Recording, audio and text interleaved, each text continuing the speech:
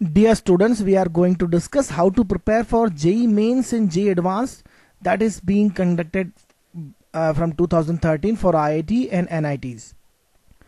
पहले हम बात करते हैं उन स्टूडेंट्स के लिए जो 11th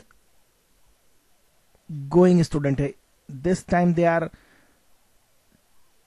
10 to 11 गोइंग स्टूडेंट्स. उन्हें IIT JEE के लिए कैसे प्रिपेयर करना चाहिए, कैसे कैसे स्टूडेंट होते हैं, ये हम डिस्कस करते हैं. सबसे पहले स्टूडेंट जो होते हैं, एक तो स्कूल गोइंग, जिसे मैं स्कूल रेगुलर कहूंगा, मैं regular school going student, plus tuition और कोचिंग.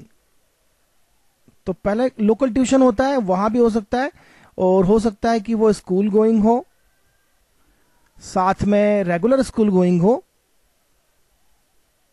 प्लस कोचिंग जा रहे हैं. कोचिंग से मेरा मतलब कोई अच्छा कोचिंग, सिटी बड़ा अगर होगा तो वहां जरूर अच्छा कोचिंग होगा आपको, जो ठीक ठाक हो सकता है आपके लिए.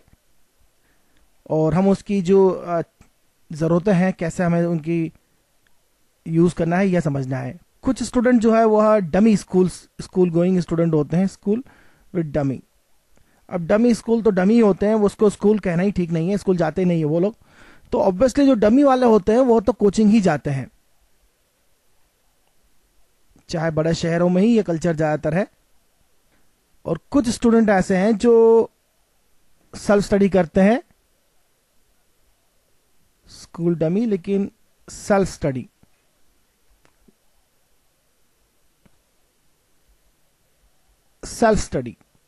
दे are not going for any coaching. बहुत कम स्टूडेंट ऐसे होते हैं, मैं इनसे बात भी करूंगा आपसे क्या हो रहा है यहां पर एक्चुअली.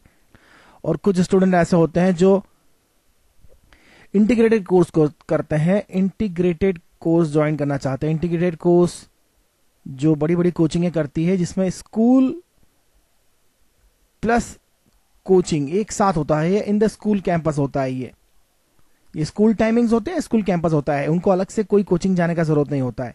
तो इसकी क्या अच्छाई है, क्या बुराई है, यह हमें समझना है.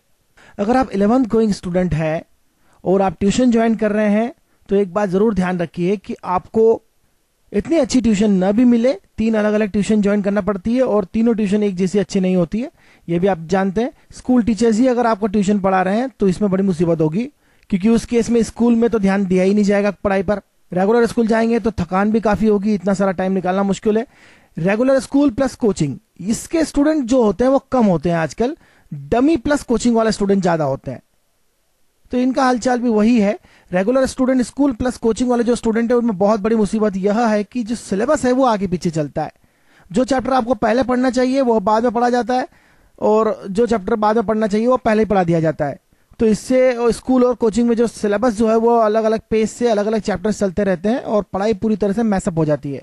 और इस बात का ध्यान रखना है, इसलिए हमें किस तरह से पढ़ना है यह तो हमें खुद समझना चाहिए. What is the proper way.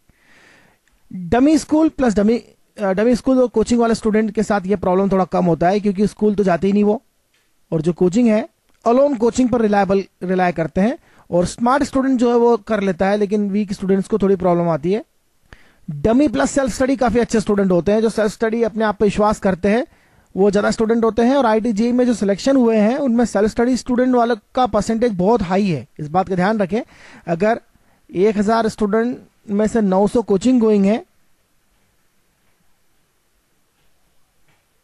और 100 सेल्फ स्टडी वाले हैं, तो इन सेल्फ स्टडी वालों में से 30% तक सिलेक्शन हुआ है. कोचिंग गोइंग जो है वो 70% सिलेक्शन है. मतलब टोटल सिलेक्शन अगर 100% है तो उसमें 30% सेल्फ स्टडी वाले हैं और 70% कोचिंग गोइंग है. कोचिंग गोइंग में भी सेल्फ स्टडी वाले बहुत होते हैं, क्योंकि कोचिंग में अगर कुछ नहीं हो रहा है तो केवल कोचिंग नाम का ही हो जाता है. कोचिंग तो नाम का होता है, पढ़ाई वो खुद करते हैं.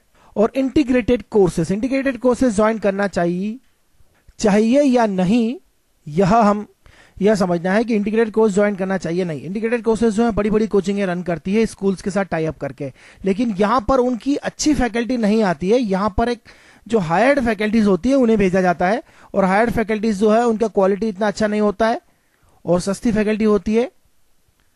और कुल मिला के आखिरी में यही होता है कि स्टूडेंट के जो लेवल है वो नहीं बन पाता है.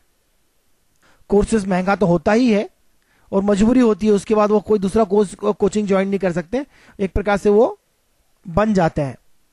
और बड़े शहरों में ये चालू हो चुका है, काफी शहरों में हो रहा है, बड़ी कोचिंगें यही कर रही है. कोचिंग स्कूल टाइप जो है वो नया रैकेट बन गया है. लेकिन जेई मेंस और एडवांस की जो रिक्वायरमेंट है उसे समझना होगा। जेई मेंस जो है उसको अगर आप देखें और जेई एडवांस को देखें तो इसका सिलेबस तो ओल्ड आईआईटी जेई जैसा होगा ही होगा, और उम्मीद है कि इसका सिलेबस भी वही होगा।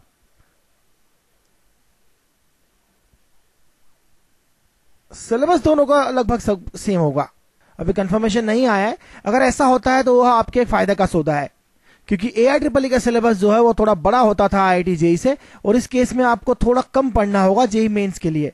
अगर IIT एग्जाम कंडक्ट कर रहा है तो जेई मेंस भी जो है वो IITs कंडक्ट करेंगे, तो उसका सिलेबस श्योरली वही होगा जो IIT जेई का ओल्ड सिलेबस है, और इस केस में AIEEE के सिलेबस से थोड़ा कम सिलेबस होता है वो, और आपके लिए यह एक अच्छी बात होगी। दूसरी अच्छी बात यह होगी कि एनसीईआरटी का जो सिलेबस है वह जो है AIEEE में पूछा जाता था वह वहां से थोड़ा सा कम हो जाएगा।